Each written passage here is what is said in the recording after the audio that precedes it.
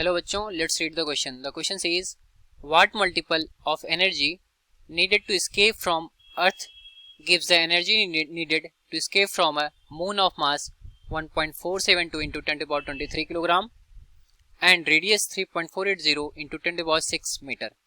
सो question में यहाँ पर बोल रहा है कि हमें उस मल्टीपल वैल्यू की फैक्टर को बताना है जिसके मल्टीप्लाई करने से हमें जो escape वैल्यू ऑफ अर्थ की एनर्जी है वो हमारी escape वैल्यू ऑफ मून के बराबर हो जाए.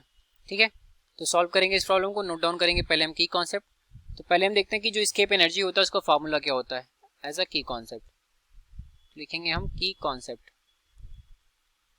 तो जो escape एनर्जी होता है उसको हम ई से डिनोट करते हैं. ठीक है, escape एनर्जी.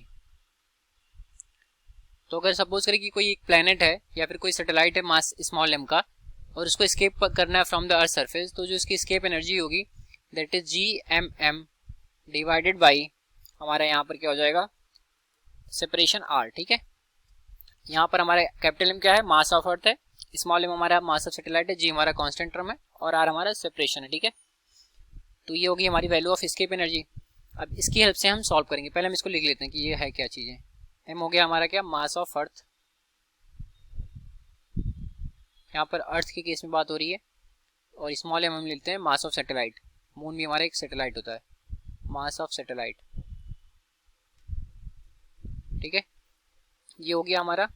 और जो स्मॉल आर है इसको डिनोट कर देंगे. तो आर हमारा क्या हो गया यहाँ पर, बेसिकली अगर अर्थ के बारे में बात कर रहे हैं तो यहाँ पर हमारा रेडियस ऑफ अर्थ हो जाएगा. और मून के बारे में बात करेंगे तो ये हमारा रेडियस ऑफ मून हो जाएगा. ठीक, इसको हम लिख देंगे रेडियस.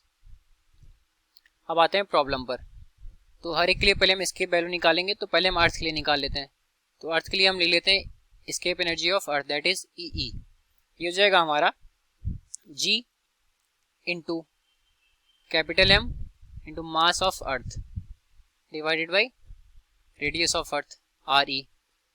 और दूसरा टर्म यहाँ पर लिखेंगे मून के लिए. तो escape energy of moon E M is equal to G into M into mass of moon. इसको मैं स्मॉल एम ही रहने दे रहा है. ठीक, divided by radius of moon. और ये हमारा जो कैपिटल एम यहाँ पर हमने डिनोट किया है वो बेसिकली हमारे सैटेलाइट का मास हो जाएगा. ठीक है, तो अब इन दोनों को डिवाइड कर देंगे.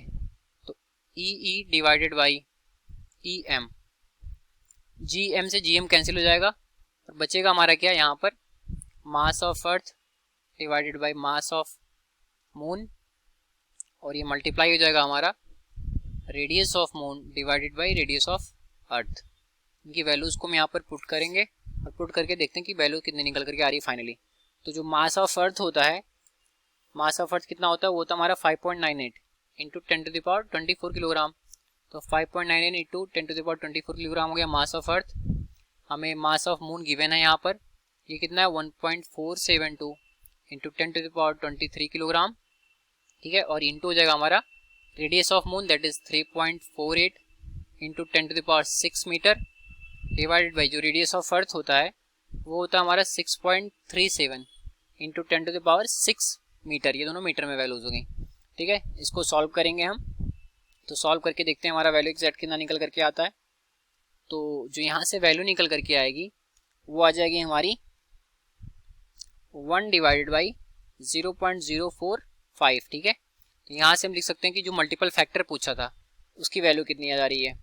तो यहाँ से जो E ऑफ M निकल करके आएगा वो आ जाएगा हमारा 0.045 इंटू ई. ठीक है, मतलब escape एनर्जी ऑफ अर्थ में अगर हम 0.045 का मल्टीप्लाई कर दें तो ये escape energy of moon surface के लिए हमें वैल्यू मिल जाएगी, जो कि हमें बोला था आप बताने के लिए.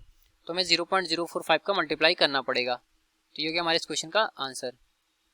So this is the final answer. I hope you understood well. Thank you.